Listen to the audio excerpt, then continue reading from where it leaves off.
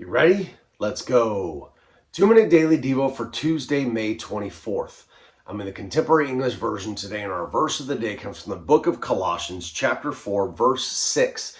I want to back up to verse 5 to give us a little context here. Here's what it says. When you're with unbelievers, always make good use of your time. Be pleasant and hold their interest when you speak the message. Choose your words carefully and be ready to give answers to anyone who asks questions. Today we are reminded that we have an obligation to share the gospel. And not only that, we have an obligation to make it enticing and inviting as we share the gospel. He says here that, hey, we're to always make good use of our time with unbelievers. And Paul's reminding us here that, hey, we have to make sure that our main focus when we're hanging out with people that are not followers of Jesus Christ is thinking about how can I interject Jesus into the conversation.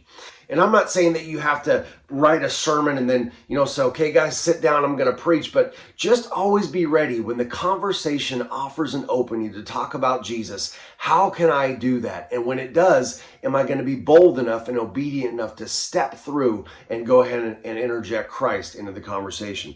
And then he says this, be pleasant and hold their interest when you speak the message. Basically what Paul is saying here is, don't be boring.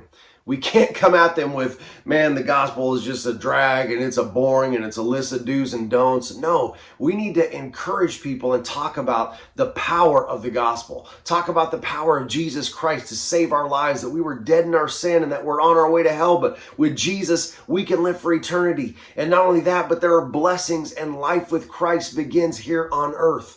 We need to be excited when we share the gospel. Choose your words carefully and then be ready to give answers to anyone who asks. Here's what Paul's saying there. We need to make sure that we know God's word, that we've studied God's word. I'm not saying that you need to be a theologian or be a Bible school major, but we need to be in God's word so that we know, hey, when someone asks us a question, what does the Bible say about this? Or what should I do about this?